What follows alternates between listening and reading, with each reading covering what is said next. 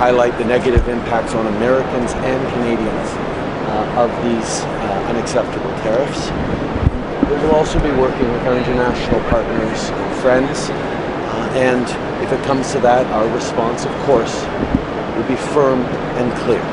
We will stand up for Canadian workers, we will stand up for Canadian industries, and more Canadians will stand up for each other. This is a moment of pride, this is a moment of pulling together, this is a moment for Canada to be solid in our identity, in our sovereignty, and in our presence for our friends and neighbors. Les tarifs proposés sur l'aluminium et l'acier canadien sont complètement injustifiés. L'acier, l'aluminium canadien fait partie intégrante de plusieurs industries américaines, dont la défense, la construction navale, les manufacturiers, l'énergie, l'automobile.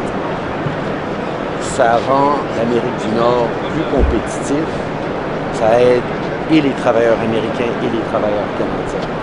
Évidemment, dans les semaines à venir, on va travailler avec l'administration américaine pour souligner les conséquences négatives de cette proposition, cet ordre exécutif qu'ils ont signé. Nous travaillons aussi en coordination avec nos alliés à l'international, dont l'Union européenne. Je peux vous dire que notre réponse, évidemment, sera claire et ferme. C'est un moment pour les Canadiens de se rassembler, d'être là les uns pour les autres, d'appuyer les travailleurs, mais d'appuyer la fierté et la souveraineté canadienne. Will you reciprocate dollar for dollar tariffs on aluminum and steel? As usual, we hope that it will not come to that. We will work with the American administration and highlight that imports of Canadian steel and aluminum create thousands, if not millions, of jobs and support families across the United States. We have been doing things together in an extraordinarily integrated way for many, many years, and we will look to continue to work with our closest ally and partner. We should be doing more together, not fighting with each other, but Canadians will stand up strongly and firmly if we need to. Comment vous coordonnez l'action avec les alliés actuellement ici? Il y a eu des discussions hier là-dessus? Ben, certainement, on est tous en train juste de réfléchir et de regarder quels seraient les impacts des tarifs proposés. Il y a eu des conversations initiales, mais par exemple, je serai à Bruxelles demain pour échanger avec l'Union européenne lors de notre sommet annuel Canada-Union européenne. Il y a de la coordination à faire. Have you spoken with JD Vance? As usual, these summits are a great opportunity to speak with a range of leaders, and we have lots of conversations. What's your message to him?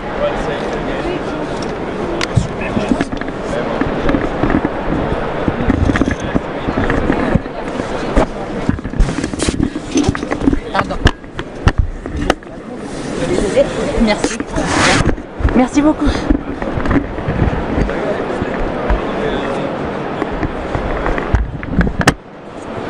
C'était pour le gars? Mais t'as pas awareness par exemple?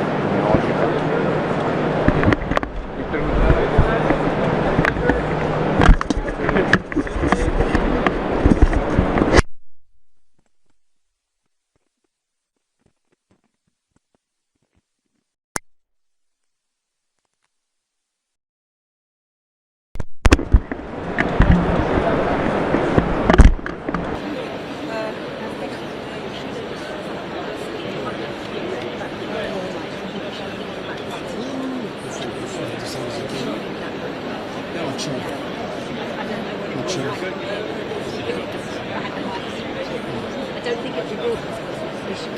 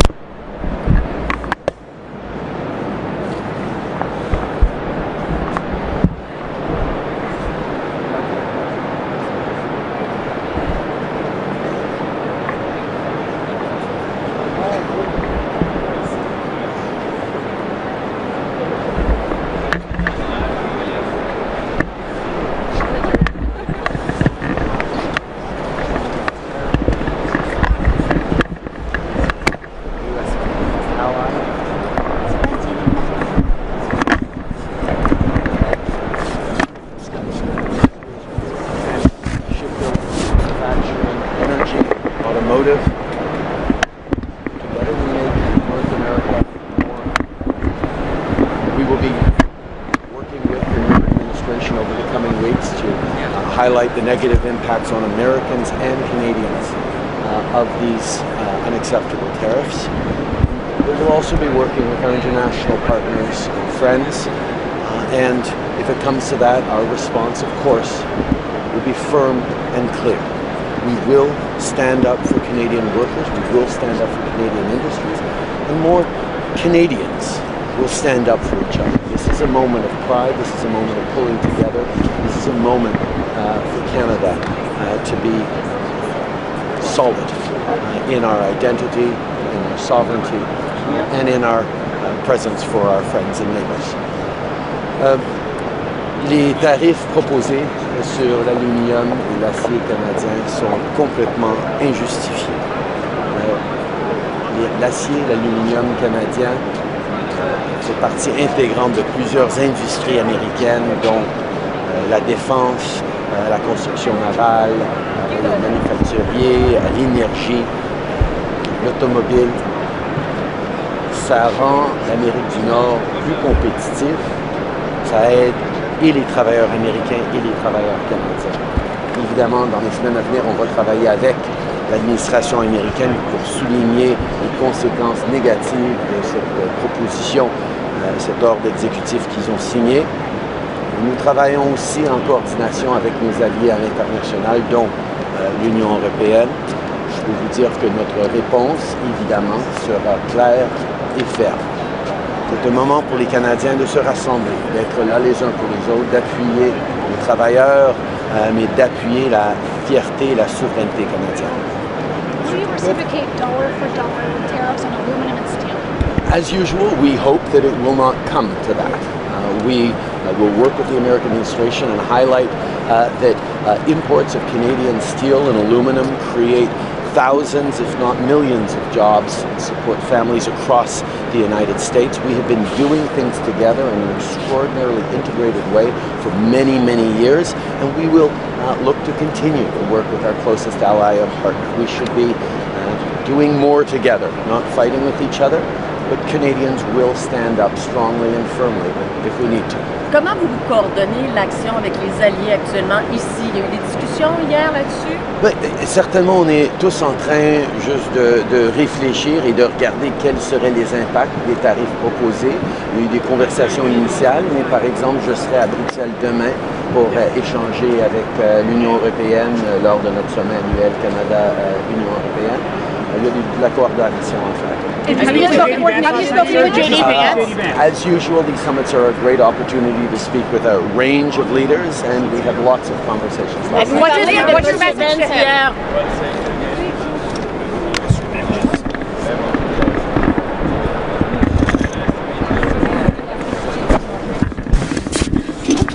Pardon.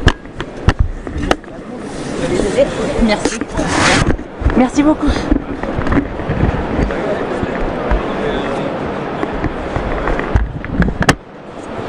C'était pour l'audio? Mais t'as pas un wireless par hasard?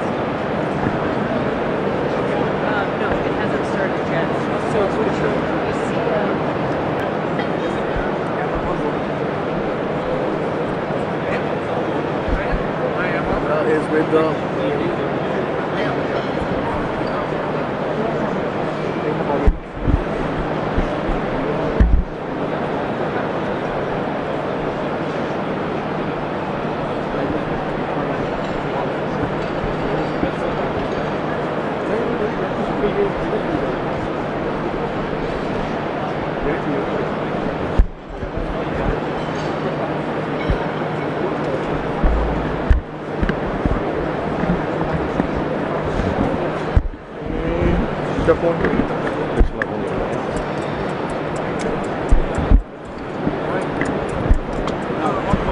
Just turning around. We have other light.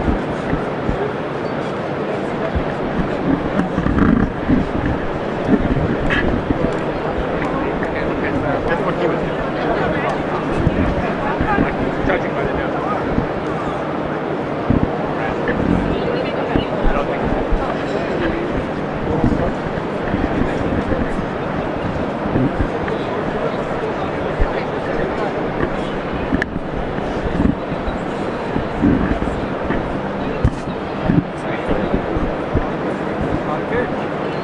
Live दिया हुआ कि नहीं, ये frame दे दो नहीं।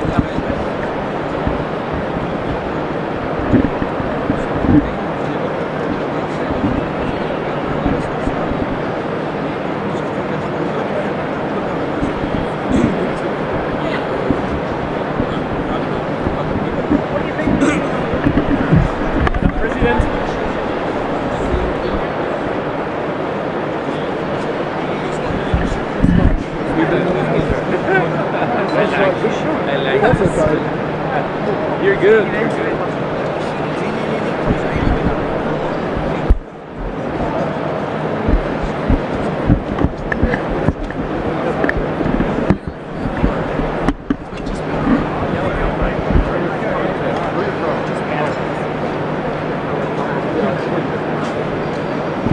देखिए अब आ गया होगा मिला ना ले लीजिए इसी में मिलेगा जिससे अराइवल हो 3 लोग दिख रहे हैं ना जैसे ऐसे पीएम आएंगे तो अराइवल शॉट इसी में मिलेगा हाँ तो ऐसे अराइवल मिलेगा अराइवल के बाद फिर बाद में मैक्रोन के साथ रिसीविंग मिलेगा जब मैक्रोन आएंगे तो फिर तीसरा हमारा सबमिट ठीक है ऐसे लोग आते रहेंगे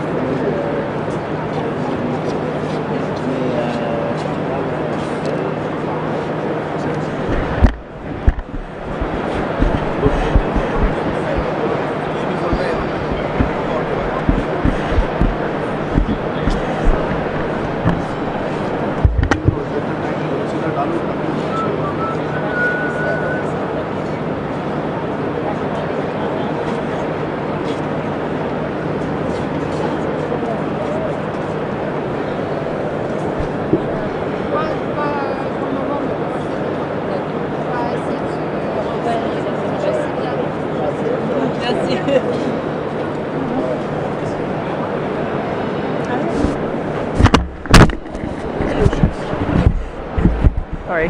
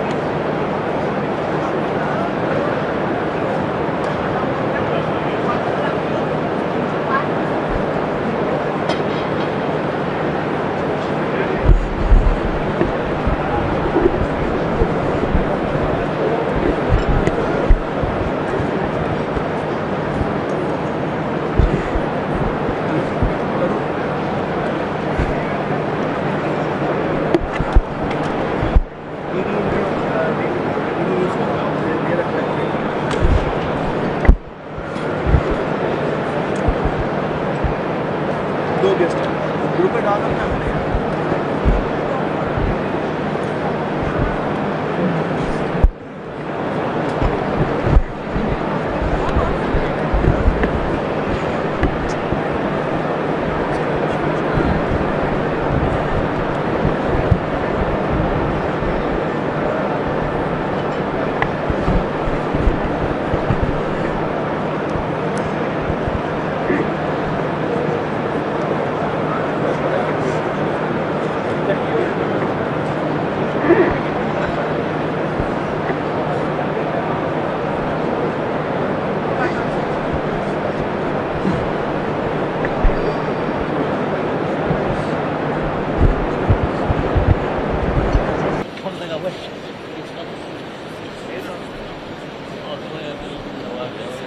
ठीक है वैसे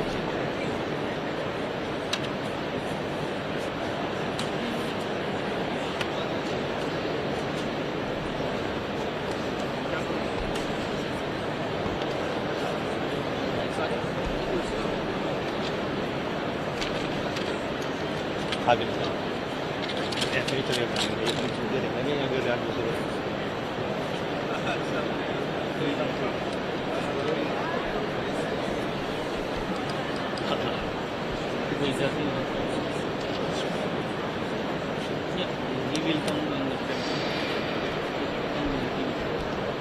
जो उसको सोर्स को मत दे हमारा काम होना है तो अब खड़ा खुद पीछे हमें परेशान करना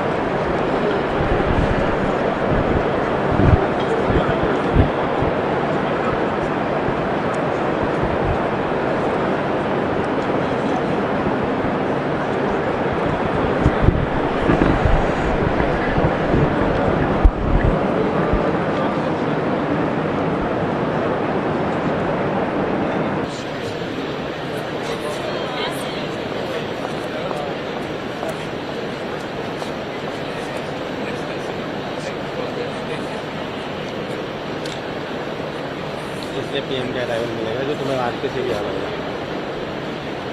ठीक है, इसके बाद इसको ही रखना 3 नंबर, फिर बस में 3 नंबर को रखना, क्योंकि फिर अंदर अंदर जाएंगे तो सब उसी पे आता रहेगा।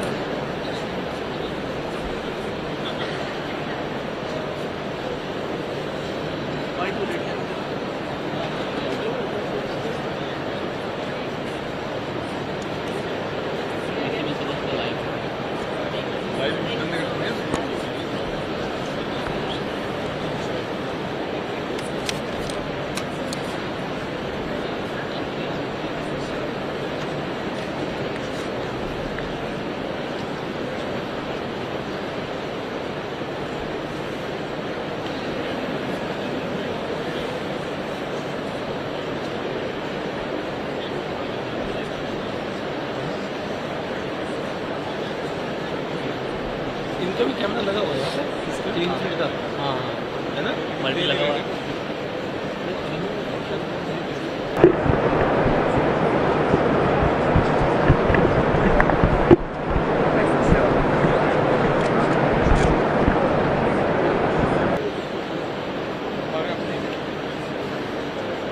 आगे हिंदी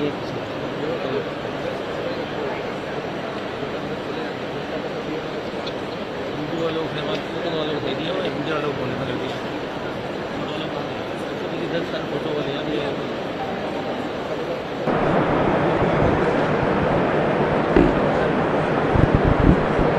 हेलो हेलो, ए9 है, ए9 में दाम दिया हो, कहाँ दिया हुआ है? अपनी है ना, तुमने कहाँ दिया हुआ है?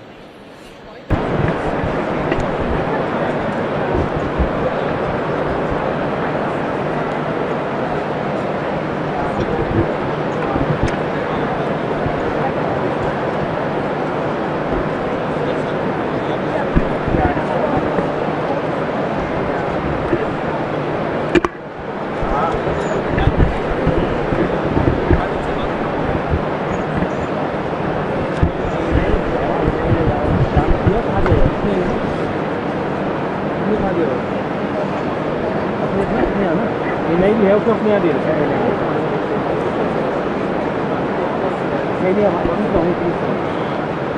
ये नहीं है उसके वहाँ दिया, और फ्रेम पे एक ही मिल रहा है, एक ही रहेगा। बट वैसे अंदर मैं ही रहूँगा, अंदर जाऊँगा ना जी, तो वहाँ अकेला मैं ही हूँ। ये नहीं,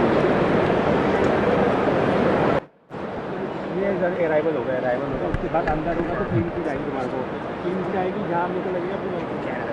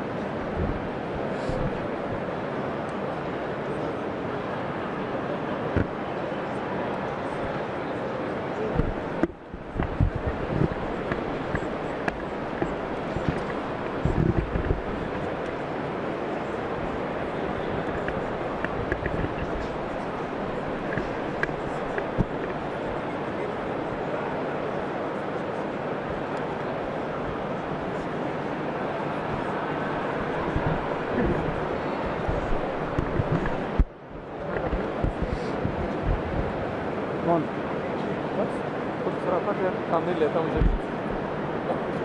है बहुत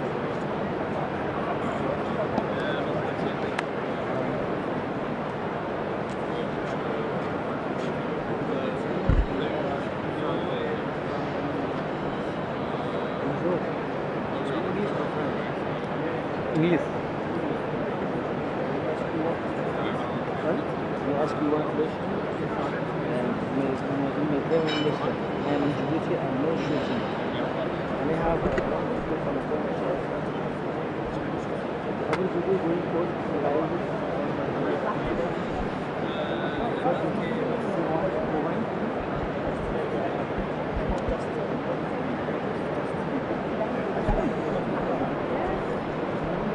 I have this card, no?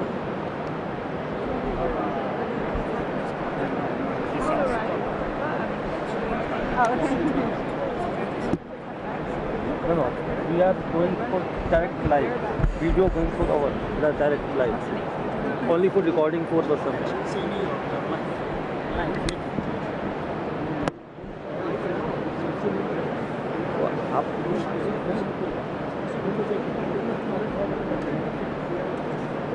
We are not doing everything.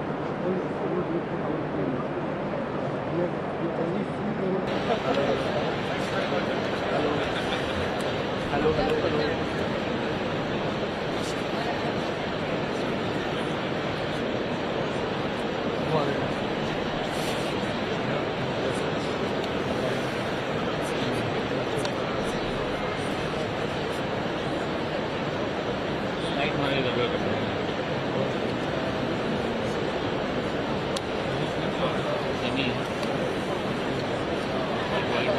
जब आएंगे गाइड देख ले तो मैं क्लोज कर लूँगा मैं वाइड में ठीक हाँ ठीक है पूरा फुल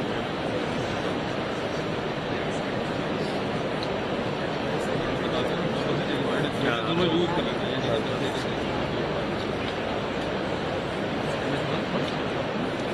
हैं टाइम डिले कितना है 2 सेकंड तो लग रहा है ये बढ़ा देना तो क्वालिटी सी हो जाएगी हेलो हाँ एक बराबर कर दो 10 सेकंड कर दे 10 सेकंड सुना एक ना दो लाइव लगे हुए कैमरे एक राणा जी का और एक आरके का ठीक है एक में 10 सेकंड रहेगा थोड़ा और एक में वाइड रहेगा ठीक है तो इन दोनों को आप स्विच कर लेना तुरंत है ना और इन दोनों का टाइम बचन में एक साथ एक बराबर कर दिया 10 मिनट ठीक है तो बाकी मैं फोन करूँगा ये दोनों यूज़ करिएगा ना दोनों एक साथ ही कैमरे लगे हैं तो शॉट अलग अलग कर दिया एक में वाइड एक में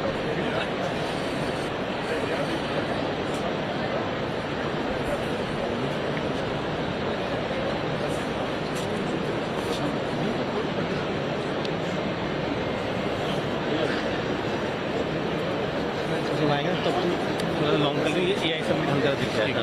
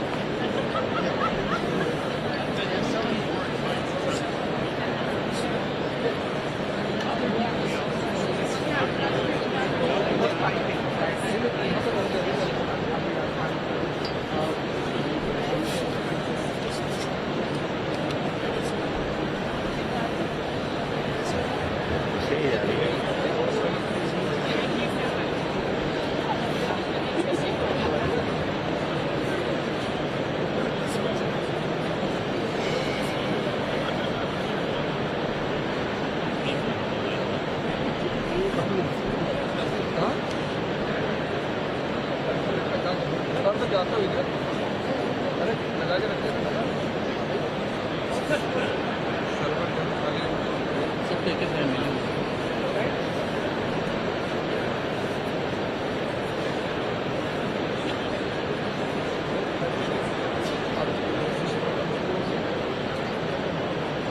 इधर है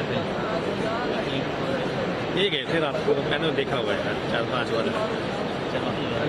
लगे ये नई वाला भी दुकान लगाओ बताओ कौन सुबह फिर आने का काम मत पड़े, देखा हुआ है पहले भी आया हुआ 4 नंबर पे डालना 4 नंबर पे नई का भी खुल जाता है, वो भी साथ में चला ठीक है, तो तेरे पास ऑप्शन खुल रहे फटाफट चेंज मार दे डिले 10 सेकंड है प्रताप डिले कितना है सारा यूज आ गया ना मल्टी के काट के चाहिए दोनों का 10 सेकंड है दोनों 10 सेकंड दोनों का 10 सेकंड बहुत अच्छा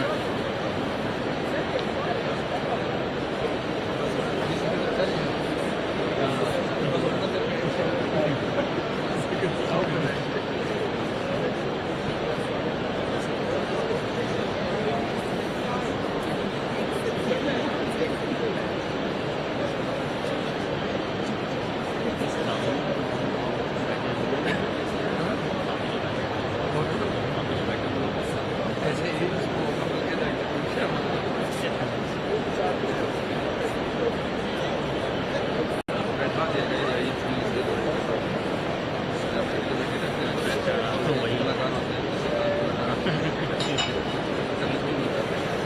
ये सही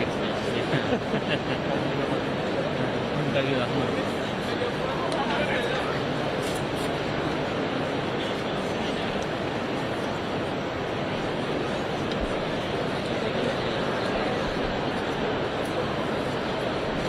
हर स्ट्रीट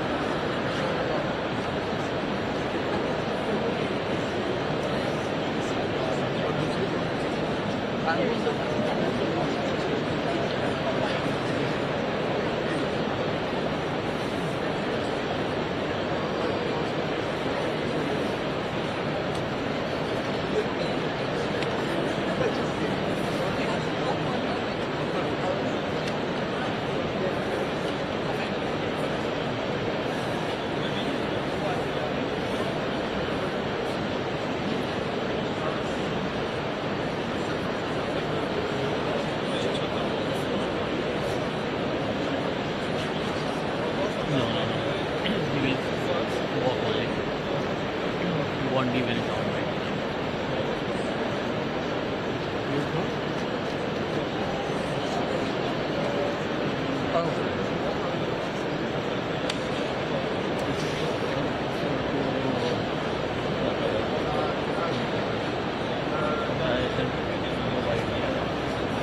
देख लिया हाँ बड़ा होके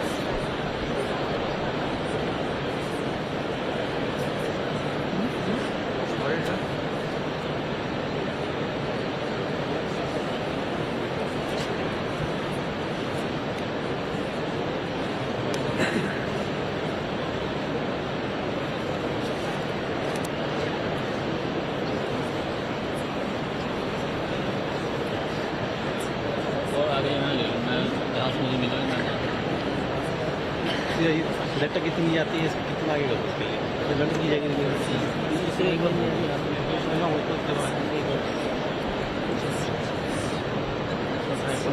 तो आगे सर हाँ हाँ सर जी सर हाँ फ्रेंड्स अलग को लेते हैं तो वो तो सबमिट वाला अंदर से मिलेगा। अभी हम लोग अराइवल की लगाए हुए सर।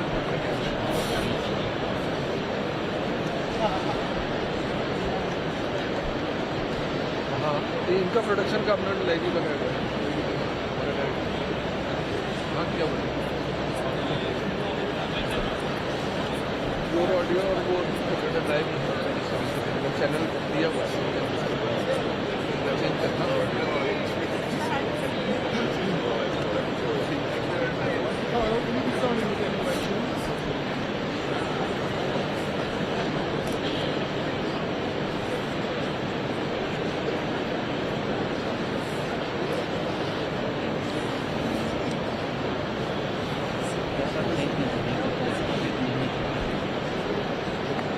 भाई हमारी तरफ थोड़ी तेल ऑयल चल रहा है यहाँ भाई तेल देखते भी नहीं है कच्चा खाते हैं ऑयल खाते हैं है नहीं हमारा फील्ड अलग है उनका फील्ड अलग है।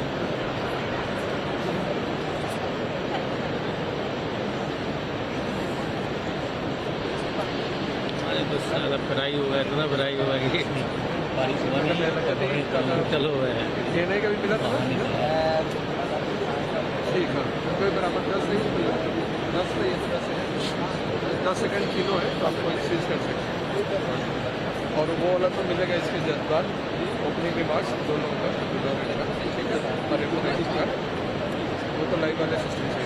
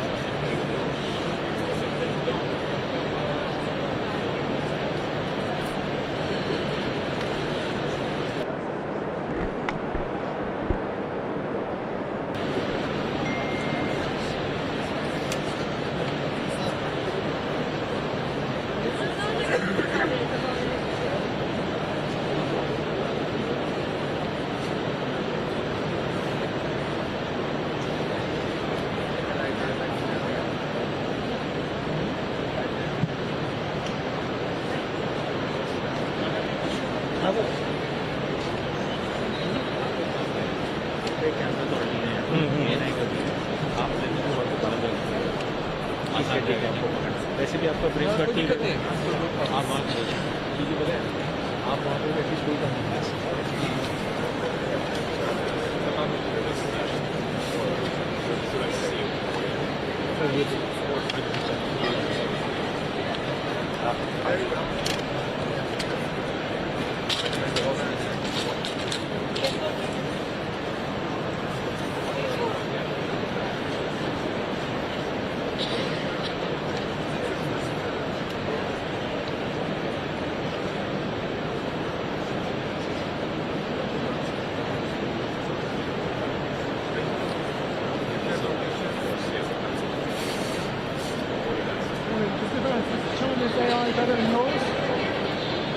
When you work for China today, do you do China exemptions or China's AI better than yours. tariffs on steel and aluminum?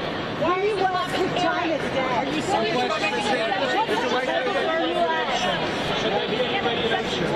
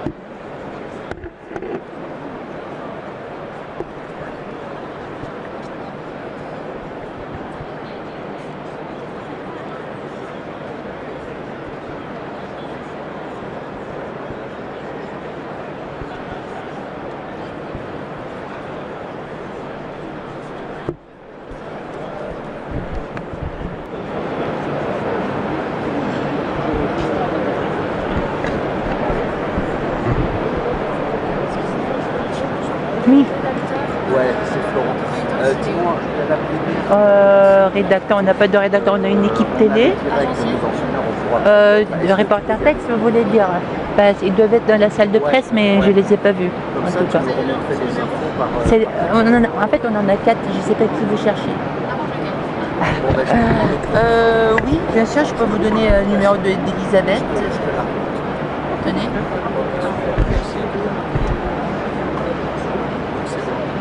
Oui, oui, je l'ai jamais. Ah bah d'accord.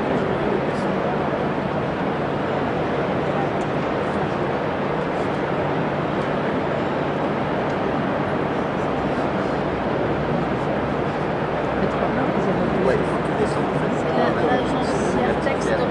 Exactement. Donc on t'attend. C'est maintenant que tu dois prendre ton invitation.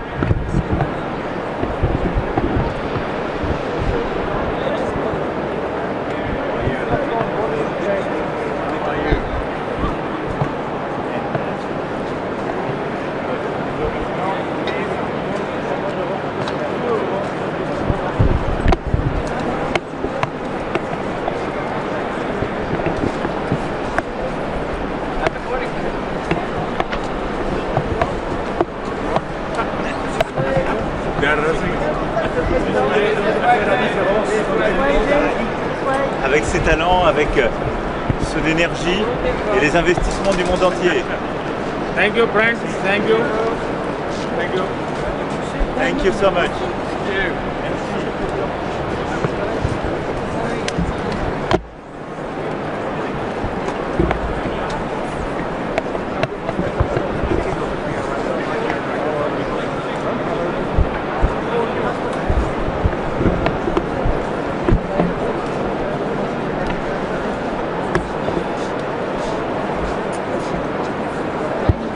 Mais non, on m'a poussé.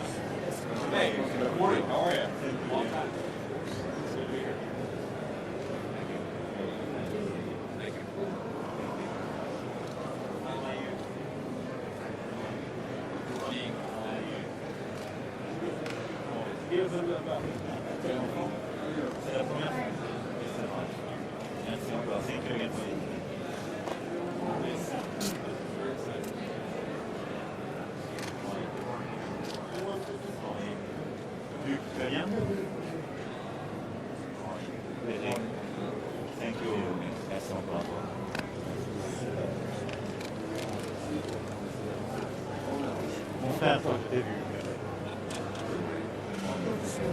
Bonjour, messieurs, dames. Thank you. Ça va depuis hier?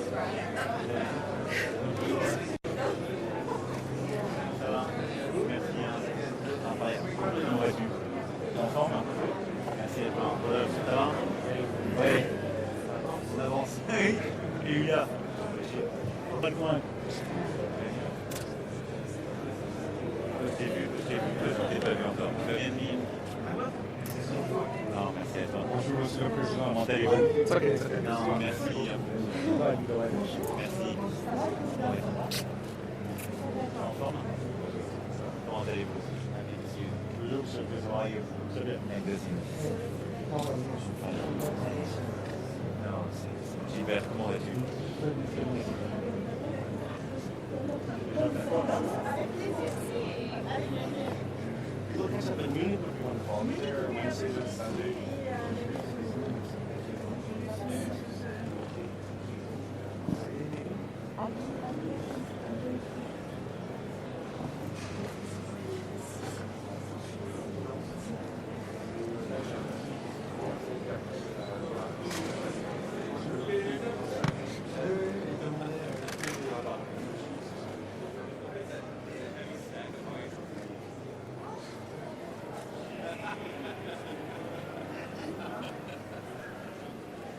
Okay.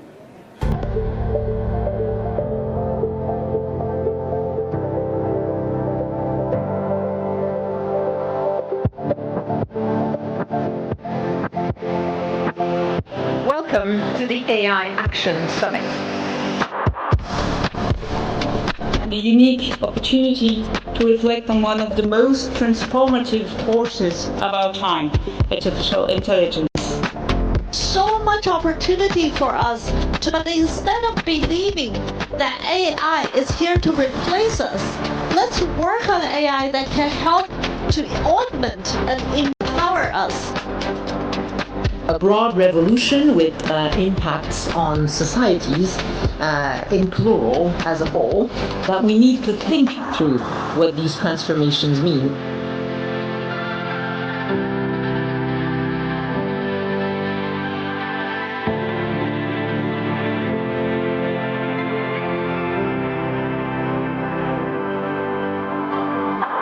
L'IA est une manière totalement nouvelle de créer. C'est une extension de notre imagination. We need to work in partnership with all of you, companies, researchers, scientists.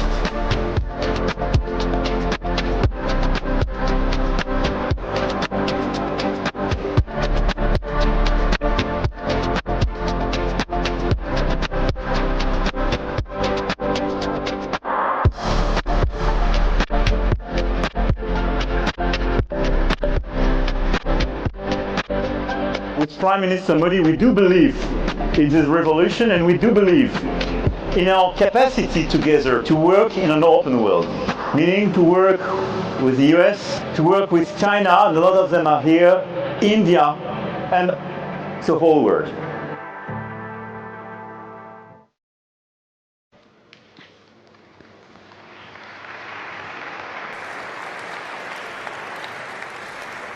Bien, mesdames, messieurs les chefs d'État et de gouvernement, mesdames, messieurs les directrices, directeurs généraux d'organisations internationales, monsieur le secrétaire général, madame la présidente de la Commission européenne, monsieur le vice-président, monsieur le vice-premier ministre, mesdames et messieurs, en vos grades et qualités, chers amis, juste un mot pour vous dire combien nous sommes heureux de vous accueillir ici. Alors, hier, beaucoup d'entre vous ont pu toute la journée échanger dans ce grand palais que nous venons de restaurer et qui a été créé pour l'exposition universelle de 1900 et était en quelque sorte cette France confiante dans le progrès, la science et cette aventure extraordinaire.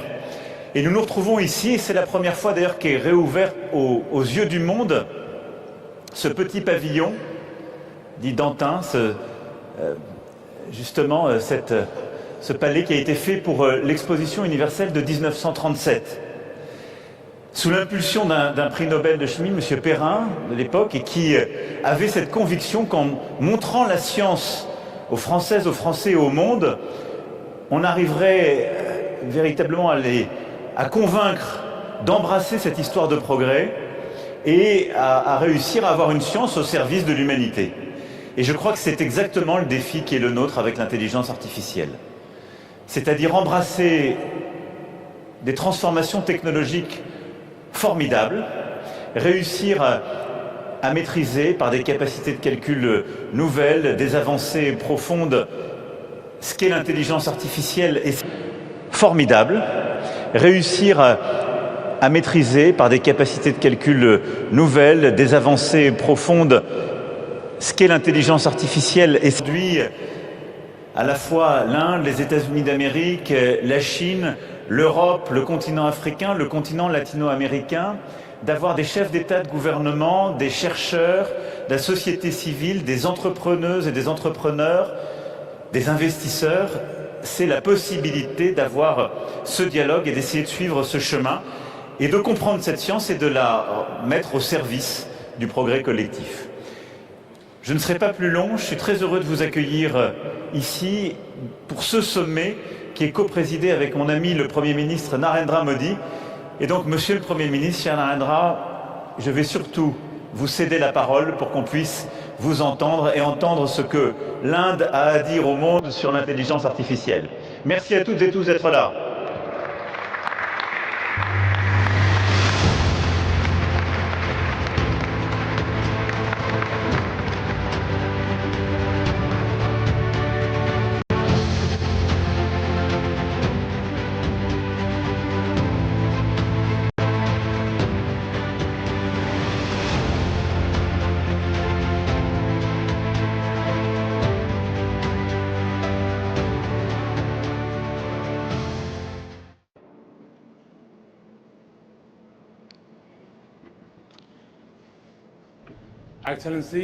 Excellences, friends, chers amis, let me begin with a simple permettez-moi de experiment. commencer par une petite expérience.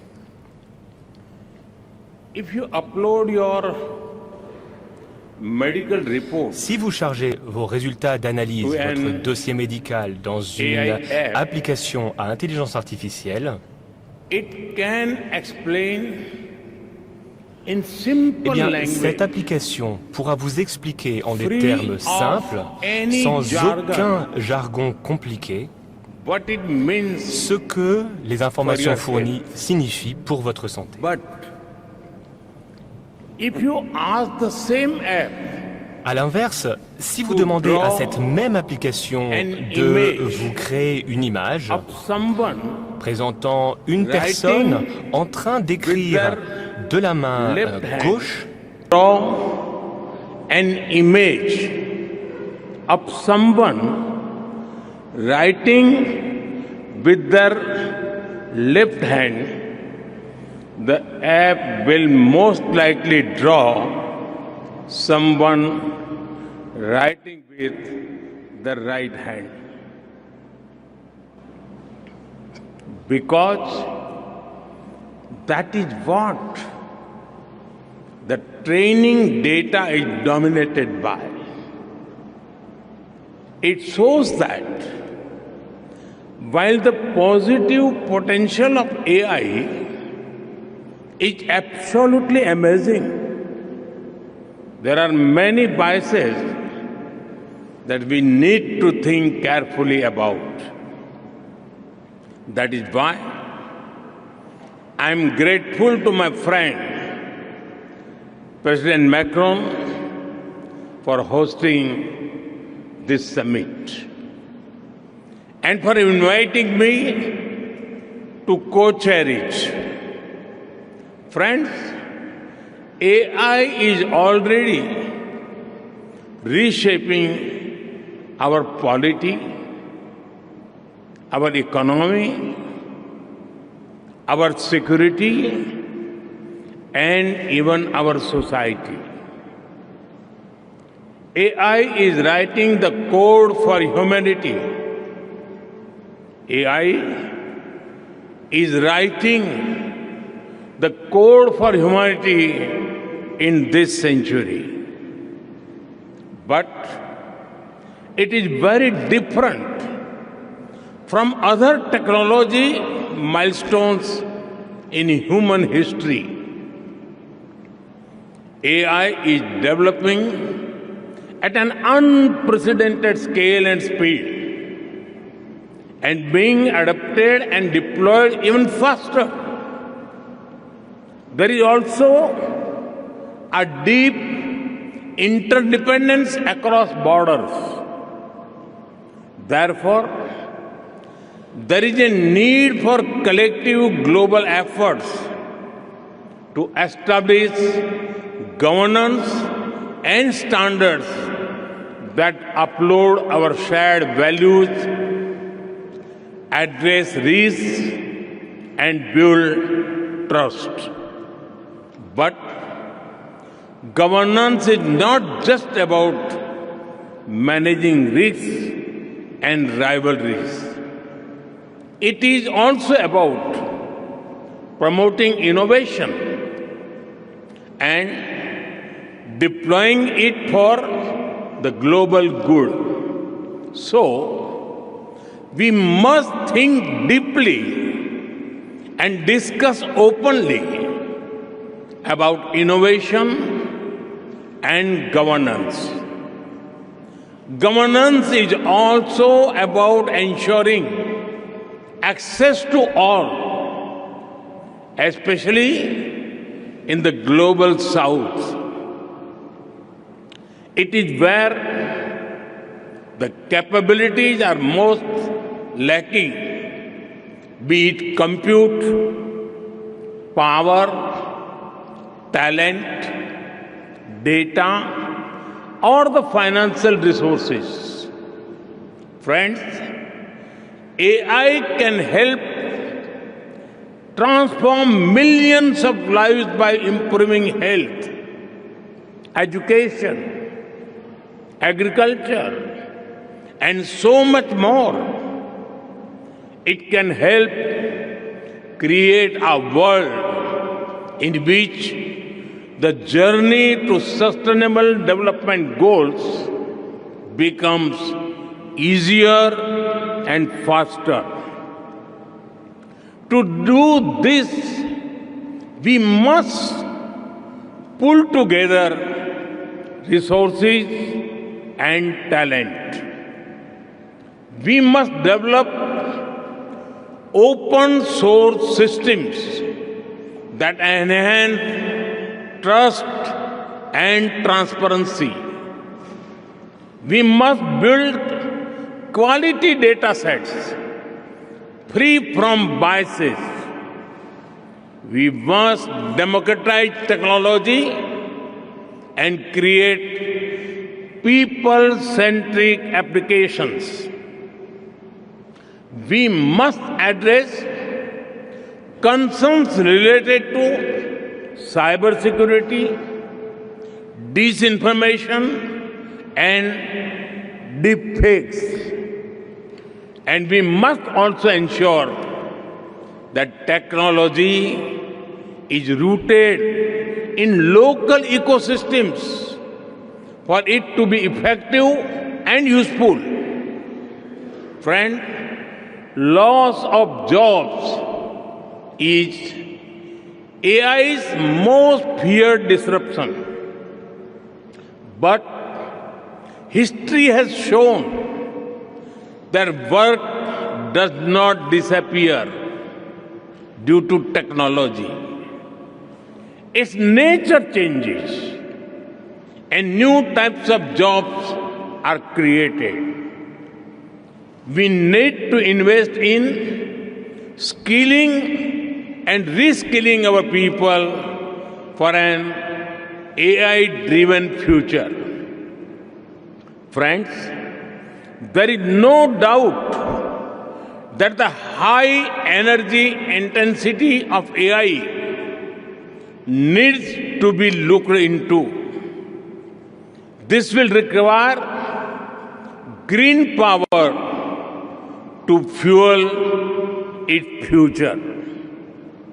India and France have worked together for years through initiatives like the International Solar Alliance to harness the power of the sun.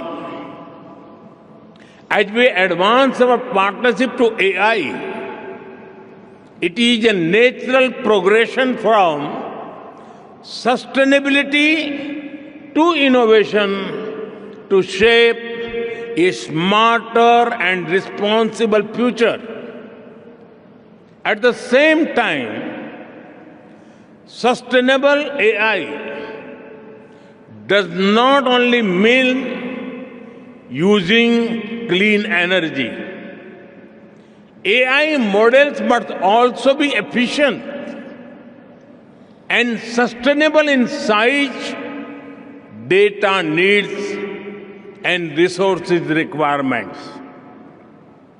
After all, the human brain manages to compose poetry and design spaceships using less power than most light bulbs.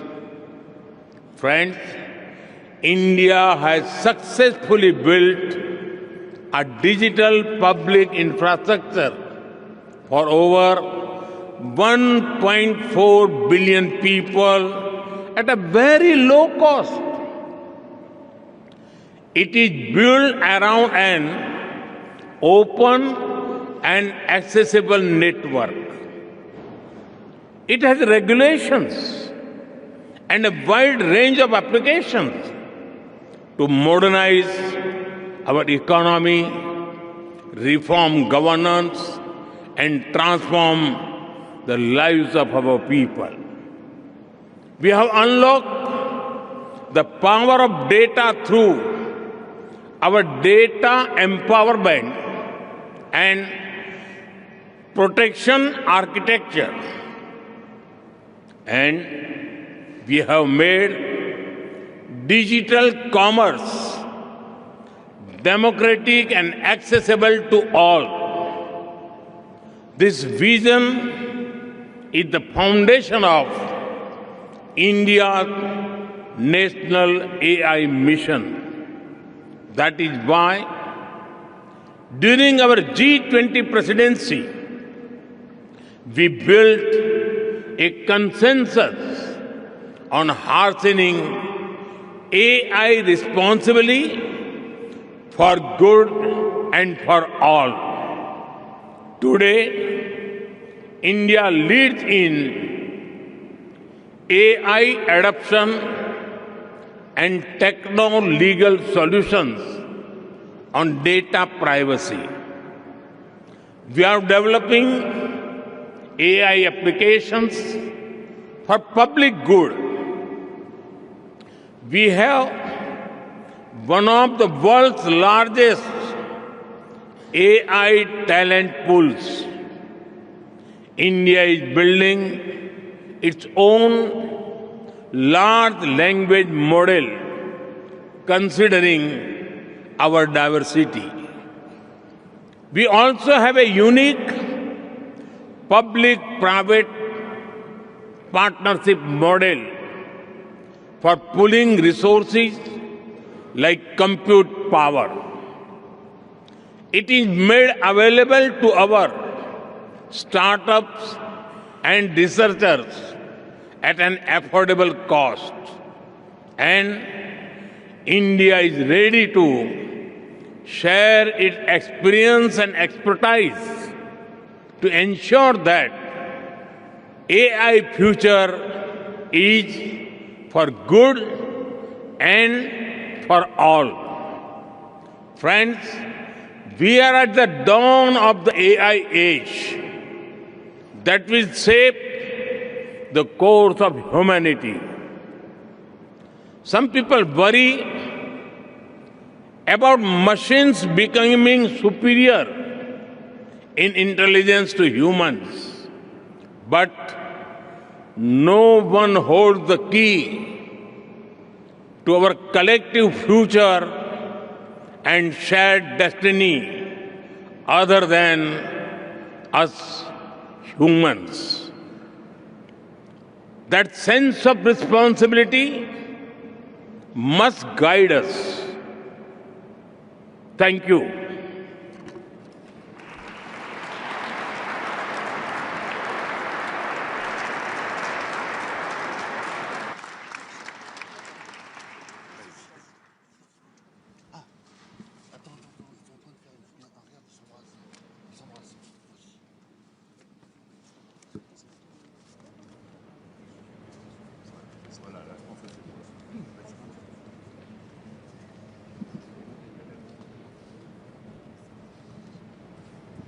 Merci, Monsieur le Président. Thank you, Prime Minister. My name is Alessandra Galloni, and I'm Editor-in-Chief of Reuters News Agency, and I'm here this morning just to help things along. So welcome again to the closing plenary session of the AI Action Summit. So for the past day, we have been discussing and debating what is essentially the future of our societies, the future of our children, the future of our planet in the age of artificial intelligence. Our co-hosts, President Macron, Prime Minister Modi, have exhorted all of you to push the limits of your creativity, to push the limits of your imagination during these 2 days. And as we saw from the opening video, delegates have discussed AI's impact on the environment, on labor, on diversity, and on making sure that AI does not get out of control, which is something that technologists are openly worried about. AI has, in the past few years, inspired outbursts of hope, but also of fear. It has attracted an astounding amount of money in fact, the prospect of another 97 billion just last night, and is setting up epic clashes in business and potentially in geopolitics as well. France and the European Union have pledged a lighter touch in regulation to help AI and investment in AI flourish. But as President Macron said last night at dinner, and I hope you don't mind my quoting you, paradise cannot mean the Wild West. Indeed, there may be no better measure of the stakes for the world than the simple fact of this high-octane guest list here today, in this room. We have a large cross-section of global leaders in government, technology, finance, civil society. You will set and have already shaped the future of this technology. As the editor of a global news organization whose news users are in all of your countries and look to us for fact-based news on all of your companies, I can assure you that the world is watching this event very, very carefully. So, who knows? I mean, maybe it is possible that years from now, people, and perhaps even a conscious AI, will look back upon this meeting as a milestone in humanity's relationship with thinking machines. So with this, I would like to welcome all the panelists of the sessions today to the stage. If you could all come up together, even though you're in two different sessions. So I'll call you one by one. Ms. Ursula von der Leyen, the President of the European Commission, please. Mr. Farrell Williams, I saw you earlier. Yes, your seats are on your chairs. Mr. Artist, Mr. Farrell Williams. Ms. Anne Bouvreau, the Special Envoy of the President of the Republic, please. Mr. Sundar Pichai, CEO of Google, please. Ms. Soo-Yeon Choi, Director General of Naver. Saw you last night at dinner. I know you're here. There you are. Mr. Petteri Orpo, Prime Minister of Finland, please. And Ms. Doreen Bogdan-Martin, Secretary General of the International Communications Union. And last but not least, Mr. Faith Birol, Director General of the International Energy Agency. So the first session, which will be moderated by Anne Bouvreau, who has been instrumental, and a big thank you to Anne for setting up this entire event of the past 2 days, will be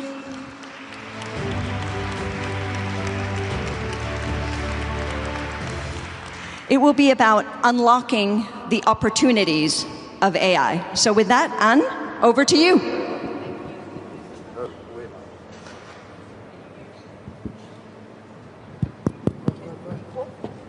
It's working. Thank you.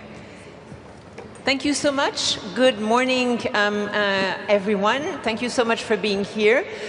This notion of unlocking opportunities and shared progress has been our driver towards the preparation of the summit. Throughout all the preparation, the trips that I have taken, I have heard all over the world everyone telling me we want to be part of this AI revolution. We want to be able to develop our own solutions, we want to be actors, we want to be players, and we are looking forward to come to Paris to be able to have this discussion. So of course, there is great hope from AI. There's hope for progress in medical research, there's hope for progress in science, there's hope for new climate solutions. There's also hope for progress and new art and creativity, and we will be discussing this. But how can we make sure that these opportunities are unlocked in the short term, now or very soon? We will hear today from our distinguished guests and speakers what they are doing to make this possible, by defining strategies, by listening to the world's experts, by announcing investments and by a number of actions.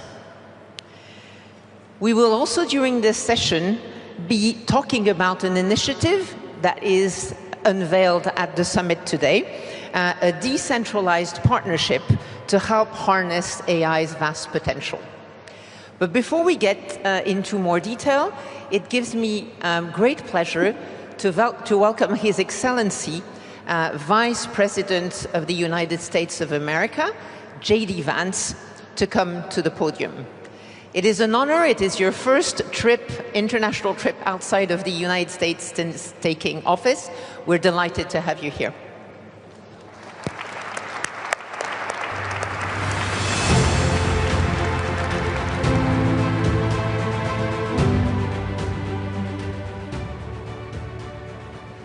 The kind introduction, and I want to start by thanking President Macron for hosting the event and, of course, for the lovely dinner last night. During the dinner, President Macron looked at me and asked if I would like to speak, and I said, Mr. President, I'm here for the good company and free wine, but I have to earn my keep today. And I, of course, want to thank Prime Minister Modi for being here and for co-hosting the summit, for all of you for participating. And I'm not here this morning to talk about AI safety, which was the title of the conference a couple of years ago. I'm here to talk about AI opportunity. When conferences like this convene to discuss a cutting-edge technology, oftentimes I think our response is to be too self-conscious, too risk-averse. But never have I encountered a breakthrough in tech that so clearly calls us to do precisely the opposite. Now, our administration, the Trump administration, believes that AI will have countless revolutionary applications in economic innovation, job creation, national security, healthcare, free expression, and beyond. And to restrict its development now will not only unfairly benefit incumbents in the space, it would mean paralyzing one of the most promising technologies we have seen in generations. Now, with that in mind, I'd like to make 4 main points today. Number 1, this administration will ensure that American AI technology continues to be the gold standard worldwide, and we are the partner of choice for others, foreign countries, and certainly businesses as they expand their own use of AI. Number 2, we believe that excessive regulation of the AI sector could kill a transformative industry just as it's taking off, and will make every effort to encourage pro-growth AI policies. And I like to see that deregulatory flavor making its way into a lot of the conversations this conference. Number 3, we feel very strongly that AI must remain free from ideological bias, and that American AI will not be co-opted into a tool for authoritarian censorship. And finally, number 4, the Trump administration will maintain a pro-worker growth path for AI, so it can be a potent tool for job creation in the United States. And I appreciate Prime Minister Modi's point. AI, I really believe, will facilitate and make people more productive.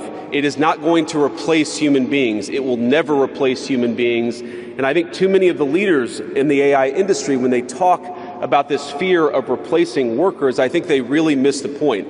AI, we believe, is going to make us more productive, more prosperous, and more free. The United States of America is the leader in AI, and our administration plans to keep it that way. The U.S. possesses all components across the full AI stack, including advanced semiconductor design, frontier algorithms, and, of course, transformational applications. Now, the computing power this stack requires is integral to advancing AI technology. And to safeguard America's advantage, the Trump administration will ensure that the most powerful AI systems are built in the U.S. with American-designed and manufactured chips. Now, just because we're the leader doesn't mean we want to or need to go it alone, of course. And let me be emphatic about this point. America wants to partner with all of you. And we want to embark on the AI revolution before us with a spirit of openness and collaboration. But to create that kind of trust, we need international regulatory regimes that fosters the creation of AI technology rather than strangles it. And we need our European friends in particular to look to this new frontier with optimism rather than trepidation. Now, the development of cutting-edge AI in the U.S. is no accident. By preserving an open regulatory environment, we've encouraged American innovators to experiment and to make unparalleled R&D investments. Of the $700 billion, give or take, that's estimated to be spent on AI in 2028, over half of it will likely be invested in the United States of America. Now, this administration will not be the one to snuff out the startups and the grad students producing some of the most groundbreaking applications of artificial intelligence. Instead, our laws will keep big tech, little tech, and all other developers on a level playing field. Now, with the President's recent executive order on AI, we're developing an AI action plan that avoids an overly precautionary regulatory regime while ensuring that all Americans benefit from the technology and its transformative potential.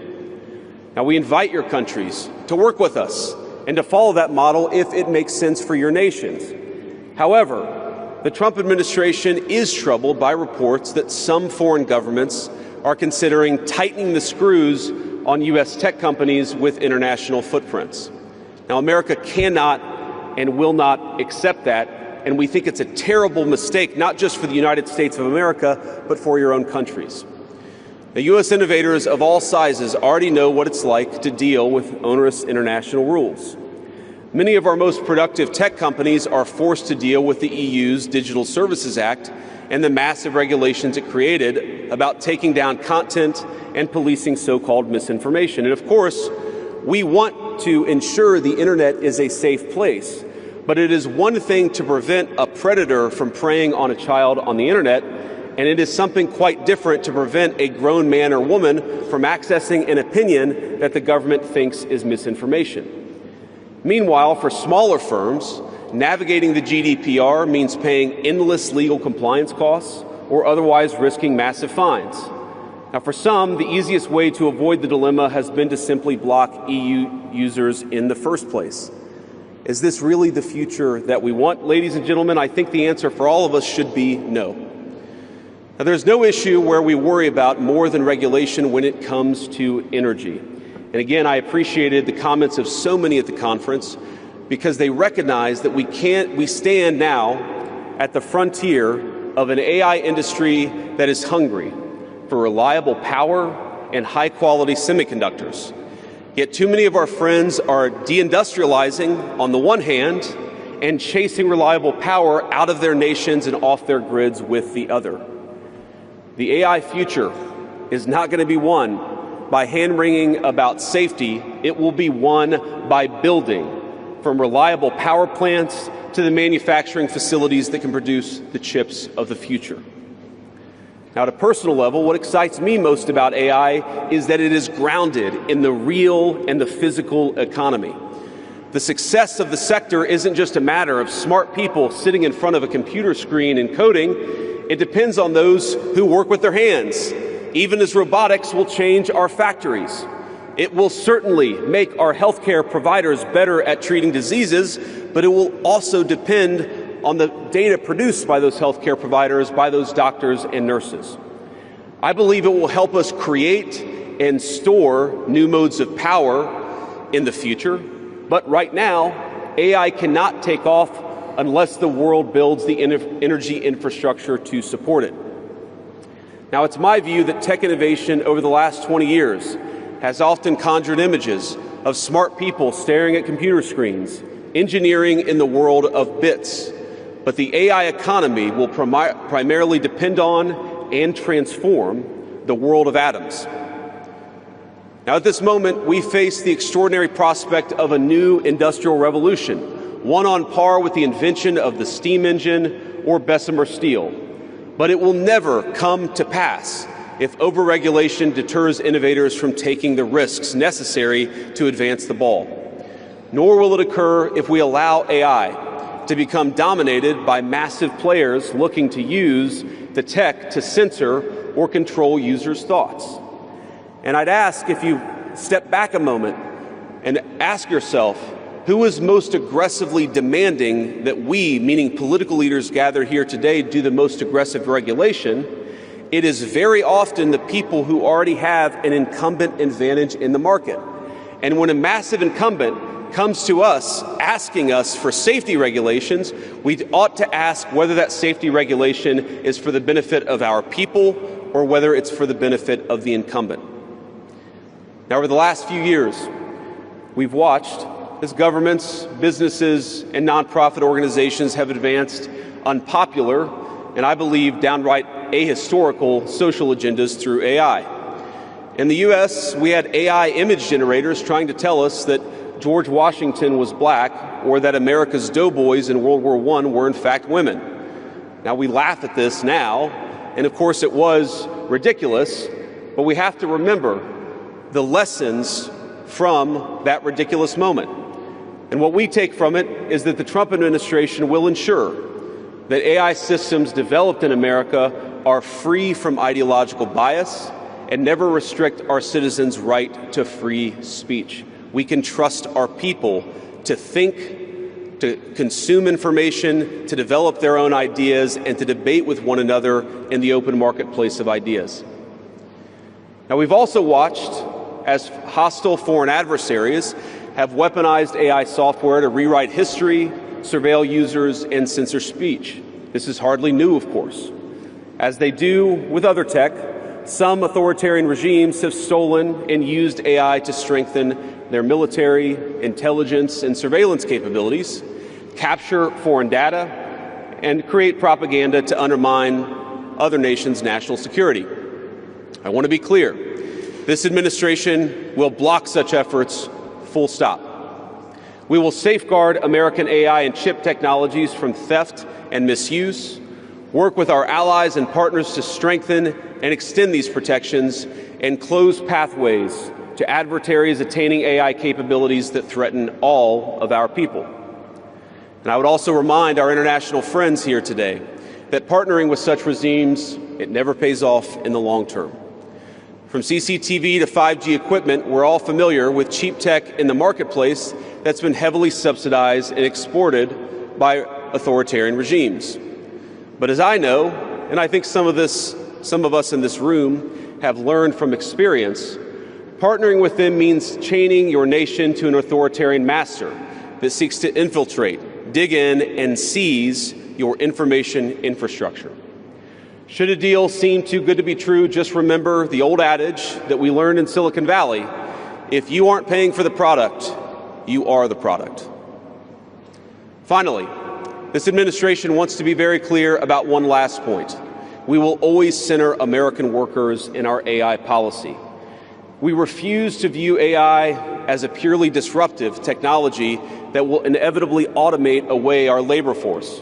We believe, and we will fight for policies that ensure that AI is going to make our workers more productive, and we expect that they will reap the rewards with higher wages, better benefits, and safer and more prosperous communities. From law to medicine, manufacturing, the most immediate applications of AI almost all involve supplementing, not replacing, the work being done by Americans. Now, combined with this administration's worker-first approach to immigration, we believe that a U.S. labor force prepared to use AI to its fullest extent will instead attract the attention of businesses that have offshored some of these roles. To accomplish this, the administration will make sure that America has the best trained workforce in the world. Our schools will teach students how to manage, how to supervise, and how to interact with AI-enabled tools as they become more and more a part of our everyday lives. And as AI creates new jobs and industries, our government, businesses, and labor organizations have an obligation to work together to empower the workers, not just of the United States, but all over the country, all over the world.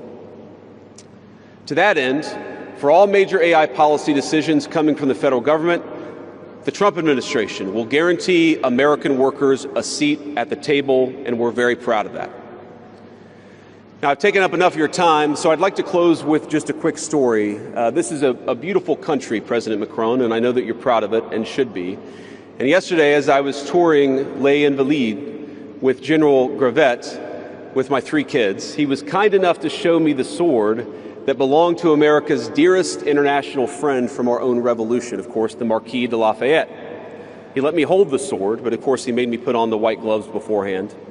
And it got me thinking of this country, France, and of course of my own country, and of the beautiful civilization that we have built together with weapons like that saber.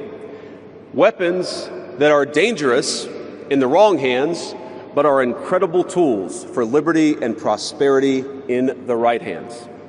I couldn't help but think of the conference today.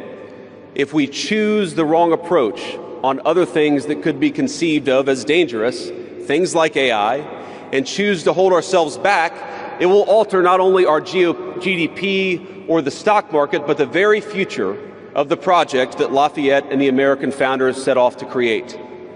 Now, this doesn't mean, of course, that all concerns about safety go out the window, but focus matters. And we must focus now on the opportunity to catch lightning in a bottle, unleash our most brilliant innovators, and use AI to improve the well-being of our nations and their peoples. With great confidence, I can say it is an opportunity that the Trump administration will not squander. And we hope everyone convened here today feels exactly the same. Thank you, and God bless you all. Thank you. Thank you. Thank you very much for your comments. I would now like, it gives me great honor to call to the podium Her Excellency President of the European Commission, Ursula von der Leyen.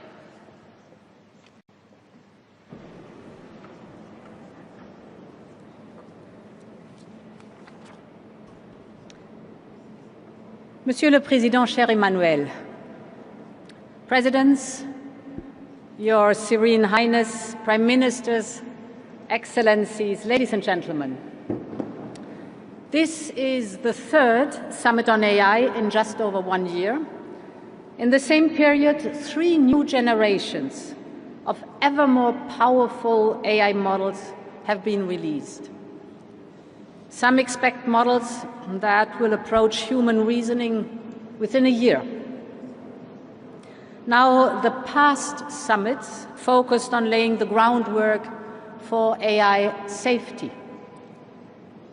We build a shared consensus that AI will be safe and that it will promote our values and benefit humanity. But this summit is focused on action. And that is exactly what we need right now. The time has come for us to formulate a vision of where we want AI to take us as a society and as humanity. And then we need to act and accelerate Europe in getting there. And that is what I'd like to address today, Europe's specific place in the global race on AI. We want Europe to be one of the leading AI continents. And this means embracing a way of life where AI is everywhere. You all know that AI can help us boost competitiveness, protect our security, shore up public health, make access to knowledge and information more democratic. And this is what you, the entrepreneurs, the researchers, the investors, the business leaders are showcasing here in Paris and that you are doing every single day. This is a glimpse of the AI continent we want to become. Now, too often, I hear that Europe is late to the race, while the United States or China have already gotten ahead. I disagree, because the AI race is far from being over. Truth is, we're only at the beginning. The frontier is constantly moving. Global leadership is still up for grabs. And behind the frontier lies the whole world of AI adoption. AI has only just begun. to be adopted in the key sectors of our economy and for the key challenges of our times.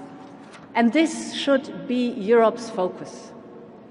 Bringing AI to industry-specific applications and harness its power for productivity and for people. And this is where Europe can truly lead the race. So Europe has everything to gain. But of course, we need our own distinctive approach to artificial intelligence. Too often, I have heard that we should replicate what others are doing and run after their strengths. I think that instead, we should invest in what we can do best and build our own strengths here in Europe. Our own strengths are our science and technology mastery that we have given to the world.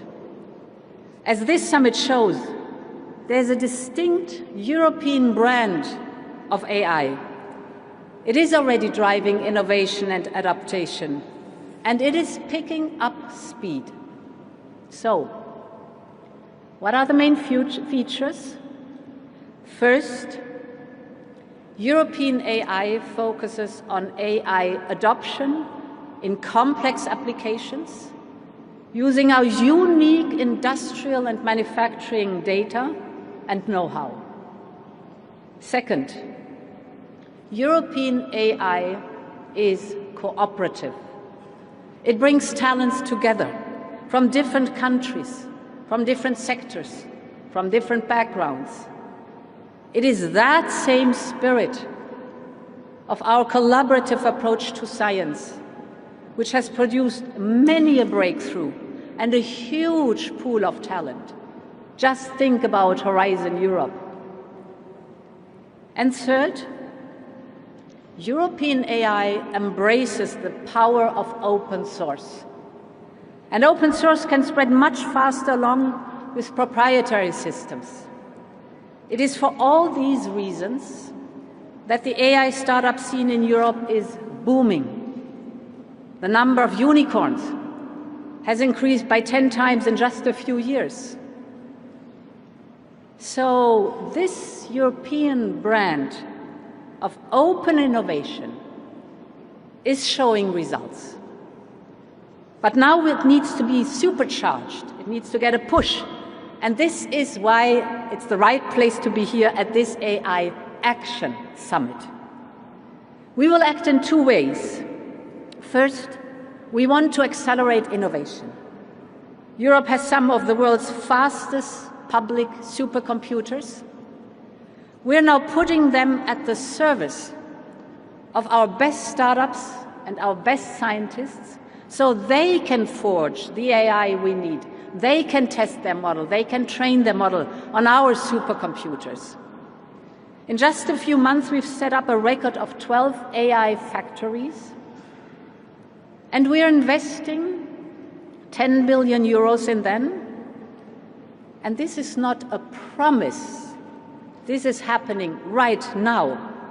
And it is the largest public investment in AI in the world. So this will unlock over 10 times more private investment. Our goal is that every company, not only the big players, can access the computing power they need. We want AI developers to compete based on how innovative they are, not just on their access to chips or the size of their financial firepower. And now we are also bringing AI factories to the next level, to AI gigafactories, very large data and computing infrastructure for very large models. We want to replicate the success story of the CERN in Geneva. As you all know, CERN hosts the largest particle accelerator in the world, and it allows the best and the brightest minds in the world to work together. And we want the same to happen in our AI gigafactories.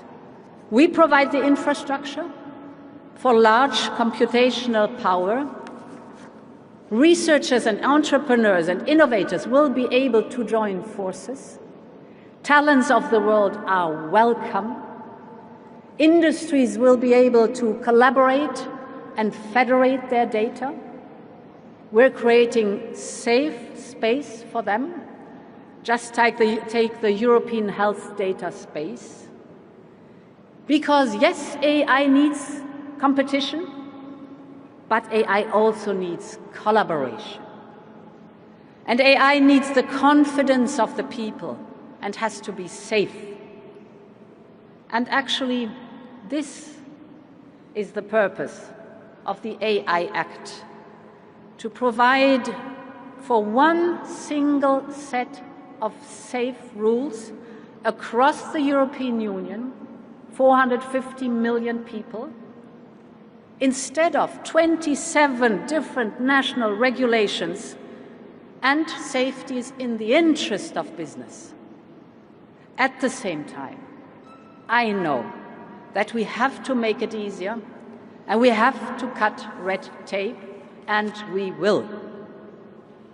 Finally, computational power requires immediate, substantial financial capital from both public and private. In this context, I welcome the European AI Champions initiative that pledges 150 billion euros from providers, investors, and industry. And today I can announce that with our Invest AI initiative, we can top up by 50 billion euros. So thereby, we aim to mobilize a total of 200 billion euros for AI investment in Europe. We will have a focus on industrial and mission-critical applications. It will be the largest public-private partnership in the world for the development of trustworthy AI. And finally, cooperative AI can be attractive well beyond Europe, including our partners in the Global South.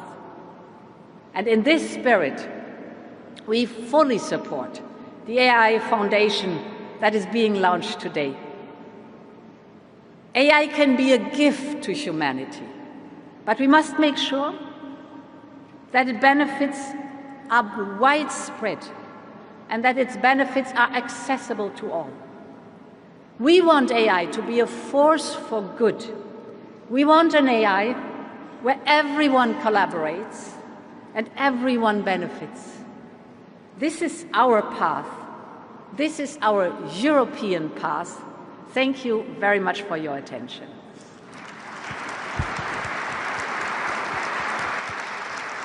Thank you.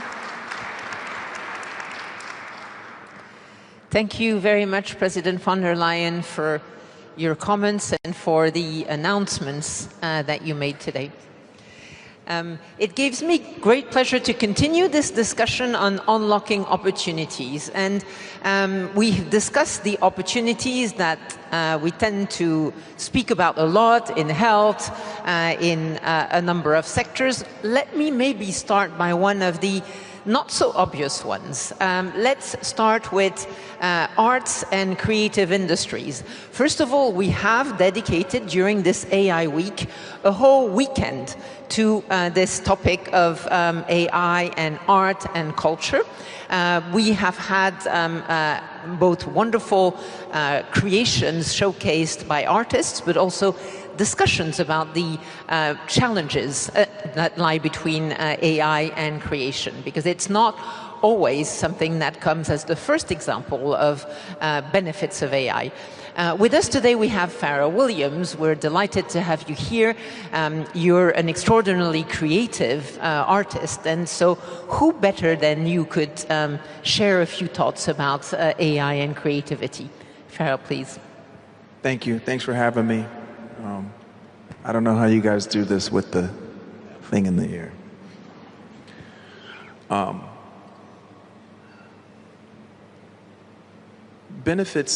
The benefits for me are very different than what we often hear discussed when people reference AI. Most of the time when we hear about AI, we hear mostly fears. It's going to take our jobs, it's going to take your job, it's going to take this, it's going to take that. And it's interesting to me because, you know, as we think about the preparedness for AI, we're worried about what it's going to do, but you have to remember who and what is going to be using it and for what reasons. People will need to use AI.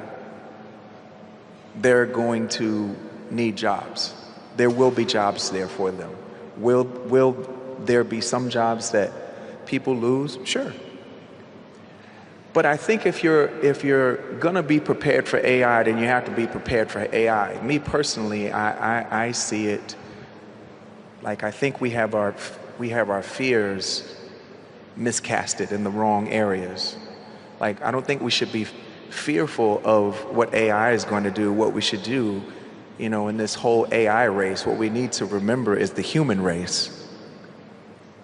Because it's humans that are essentially going to be using the AI, and it's what they're going to do. You know, are they people with good conduct or bad conduct? Are they people with great ideas, inspiration, and innovation, or is it criminals? Right? I think we need to work on ourselves. And I think if we can get ourselves in a good place, humming like an engine, then when AI really truly penetrates regular everyday society and community lives, I think it's going to be fine because people will have the right ideas about how we use it. It, in my opinion, you know, it's just like alcohol or a car or firearms. Believe it or not, it takes responsibility. Alcohol in the wrong arms, in the wrong hands is a problem. A car in the hands of someone who is too young and inexperienced to drive it could be life-threatening. AI is no different. It's who's using it and what the intention is what I think we need to think about first and foremost. Do you use AI for some of to help you create, or do you just use it in daily life, or do you just not use it? Well, that's the other thing too. You know, people talk about like creatives using AI. We wouldn't use AI to help us write a song. Well, then what would we do? Right? AI is much more like worker bee, minutia are the ways that we would use it. Other people would use it in a computational way, you know, in some lab or you know, maybe an organization set up in some sort of, with tech, would use it in a completely different way. But the way that we would use it would be much more like utility. It wouldn't replace creativity. I just think that there's just too much fear around it. And, you know, there was a whole thing around the year 2000 as well. But we're fine. We survived that. Or, you know, in my country they call it libraries. Here it's called a bibliothèque. It's still there. You can go visit it. It's not replaced. It's a beautiful place to walk around in and you can research. But there's nothing like a search engine, right, Sundar? There's nothing like a beautiful place where you can go and search. But this is the next step. This is the place where you can not only ask questions, but you can get examples back. I think that's an amazing thing, and I think there's nothing to be fearful about. It's just, we just have to be prepared. Just don't treat it the way we did when we brought alcohol into the conversation, or how we did cars. We need to treat this a little bit different. This is a great opportunity for us as a species to move forward with utility. Well, thank you. I think we've heard over the years lots of comparisons for AI, but alcohol is one that I hadn't heard. So, but I take great comfort from what from your vision, which is really of AI augmenting artists and your job. Maybe I can ask a question of Sundar Pichai. We're delighted to have you here. I've heard you speak about risks of AI, but also about the way it can help augment communities, for example. So what are your thoughts on this and on the opportunities and how we can unlock them in AI? First of all, thank you, President Macron, Prime Minister Modi. It's great we are having a conversation on such an important topic. Look, at Google, we have felt this important tension, both the wonderful opportunities AI presents. It's obviously a dual-use technology, like you gave examples, and so the risks that come with it. So we actually encapsulated this tension as a bold and responsible, that our approach needs to be both bold and responsible, and there is tension between it, but we grapple with it. The reason we need to be bold is, it is so obvious as we are making progress, how profoundly it'll impact many areas. The best example I can think of is with AlphaFold, we have now unlocked how to decode protein structures. Just so that everyone understands, it used to take one person their entire PhD to do one protein. And within 3 months, AlphaFold unlocked over 200 million protein structures. Now it's an open database, and already we see hundreds of thousands of researchers and biologists using it to develop vaccines, etc. So you can so tangibly feel the impact of progress.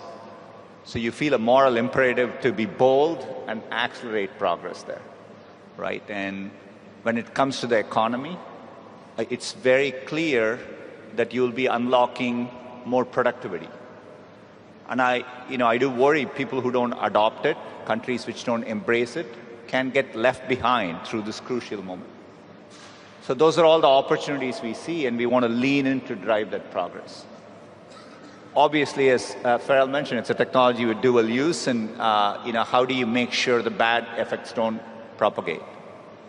Examples where we are working on, we slow down and think about image generation or video generation. It will both unleash creativity in the tools of artists and so on, but people can use it to create deep fakes. So we are early on working on technology like SynthID, watermarking technology. We will need standards, and those are areas where governments and private companies can work together to create a standardized way to detect deep fakes, right? And so you have to take that balance as we move through this, and we embrace it. We cherish the tension, we debate it, and we all need to do that more, I think. Well, thank you so much, and thank you for highlighting the area of AI and science, where really, first of all, of course, the AlphaFold is absolutely fascinating and led to a Nobel Prize, or Nobel Prizes, which is really impressive. But yeah, what you said about also being mindful about standards and tools and open source tools for open science, I think is particularly important. Maybe let me come back to you in terms of this technology which has an impact around the world. Do you see a challenge in potentially having this opportunity developing more in developed markets, in Western economies, and maybe not around the world? Do you have any thoughts on whether you have fears about that and whether you could see a need for action in this direction?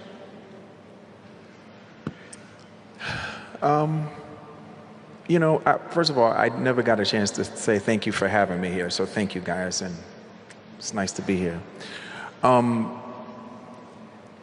I just think that we need to stop using the word fears.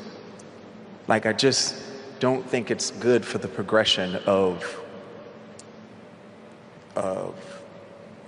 just our species. It's just not really done well for us. Calling this unlocking opportunities. Yes. We're on opportunity. Yes, listen, there's one thing for us to be concerned, but not for us to be fearful. It's a utility. And it can make life, and it's also an accelerator. It can make life a whole lot better, a whole lot quicker. But it depends on who's using it as to whether it goes bad quicker. You know, for me, I feel like this is something that the world needs, but I think we need to be ready with ourselves before we fully engage. I don't think that it's about the jobs being lost. I think it's about perspective, and I think it's about what our intentions are. You know, what are you going to do with it when you use it? And we're trying to help people understand. But again, this has been created by brilliant code writers who probably shouldn't be the ones communicating about what it's going to do and what it's going to be. That's a good point. You know, in their minds, it's like, they're going to take your jobs. Well, the average person hears that, and it freaks them out. But this is no different than, like I said, search engines being created.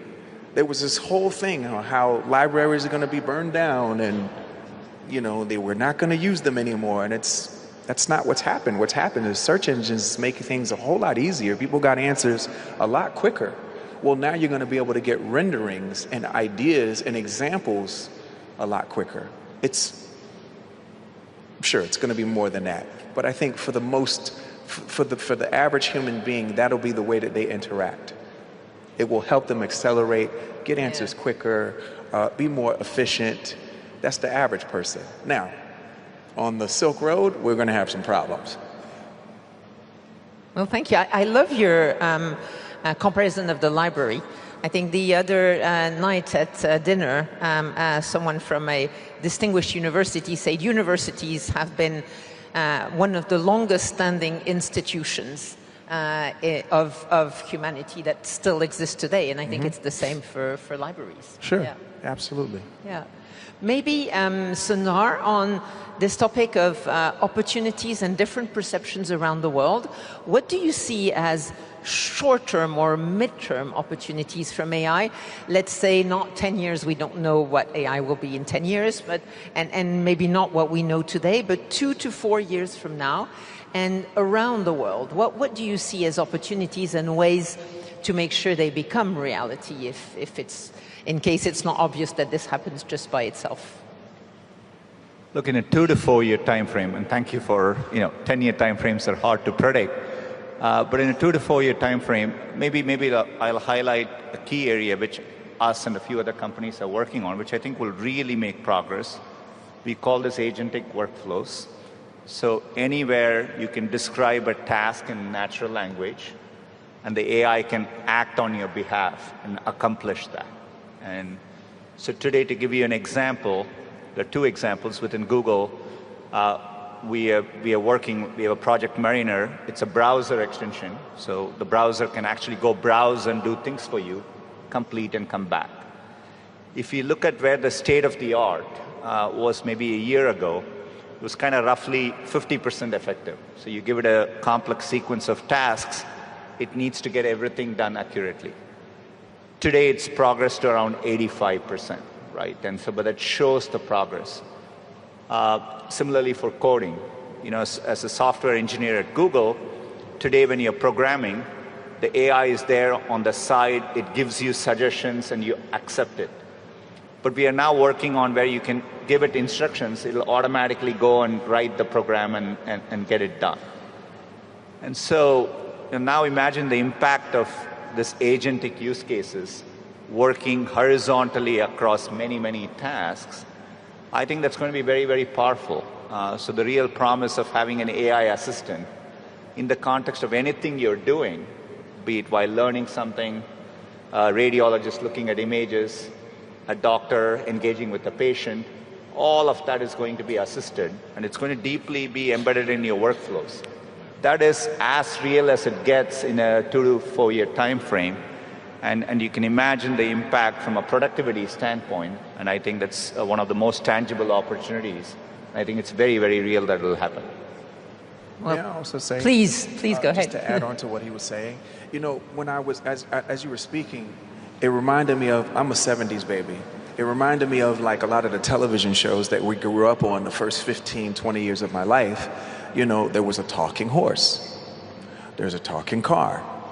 There's talking robots. And we love them. And if you looked at the characters in all of these television shows and films, they loved them and they had a great time. And why were they having a great time? Why weren't they panicked? Because this was a part of their everyday lives. These things acted as utilities. Now, the horse was a horse, and they didn't know everything. But the cars and the robots that I remember, they knew everything. You could ask them anything.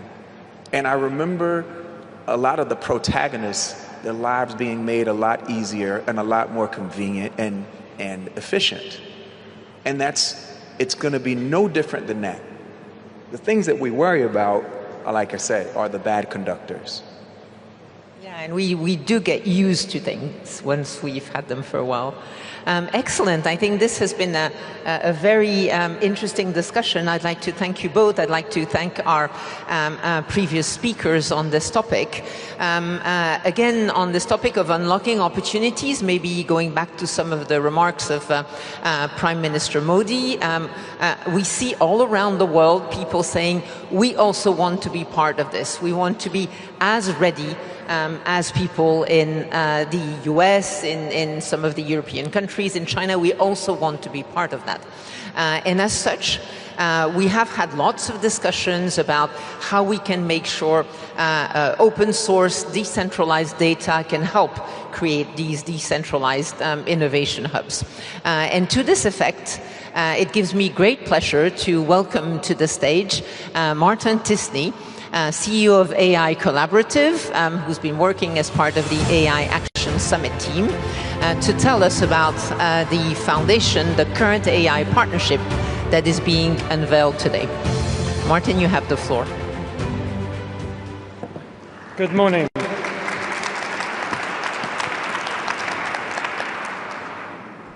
The way artificial intelligence is built and deployed today is shaping our societies, determining how we work, who has access to healthcare and education, and whether technology expands opportunity or deepens inequality.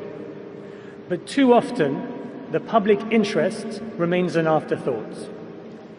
That's why I am proud to announce the launch of Current AI, a new partnership dedicated to ensuring that artificial intelligence serves the public interest, that AI serves communities, strengthens economies, and expands opportunity for all. We are at a pivotal moment. The choices we make today will define the role AI plays in our societies for generations to come. We believe the answer lies in collaboration, bringing together governments, researchers, civil society organizations, and communities to make AI more open, more accountable, and more accessible. Public interest technology is both about preventing harm and at the same time, it's about creating a better future. Imagine an organization using AI that helps oncologists provide tailored treatments to their cancer patients. Imagine AI as a spark for our children's imagination that fires up their creativity rather than dulls it. These are the kinds of possibilities we unlock when AI serves the many, not just the few. Current AI will expand access to high-quality public and private data sets, will invest in open-source tools, and develop systems to assess and evaluate AI's social and environmental impacts. I invite all of you to join us in this effort because the future of AI isn't something that happens to us. It's something we build together. Thank you. Artificial intelligence is the cognitive industrial revolution. Technology is a strong enabler for humanity. It's super important that we act now together when it's possible to shape it, whereas later where we might regret not doing anything. We're at an historic moment here in Paris as the group meets to think through what are the implications of these technologies for society. The question is, will technology drive what our humanity will look like, or will our humanity drive our future? we have the benefit of this revolution in technology coming hot on the heels of the past 15 years of social media, where we've learned so much about what can go right and what can go wrong. Well, innovation is great, but I don't believe in innovation for innovation. I think it needs to be innovation with a purpose. Current AI is an exceptionally promising initiative that brings together funders and others to figure out how we can help shape this technology in a way that serves humanity in a very inclusive manner. Current AI is a public interest partnership that brings together governments, philanthropy, civil society and companies to unlock opportunities from AI and at the same time minimize harms. It's everyone's responsibility to create AI that works in the public interest. Just having AI does not create the outcomes that we want. Having guardrails, having government, having institutions that are willing to create norms and standards and expectations and aspirations for these powerful tools and technologies are deeply important.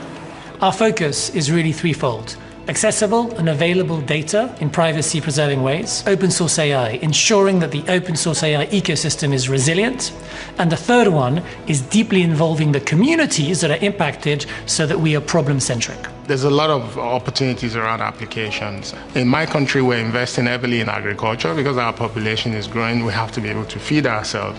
AI can help us do that better. It's really important that not only big tech is capable of developing with AI, so that everyone really can benefit from this technology. We need to understand that equitable outcomes, responsible outcomes just are not going to come from the tools themselves. We need to do things in the affirmative sense, not just think about regulation and things that we want to forbid. I think especially people who are worried about the future of AI, the most important thing to realize is this is very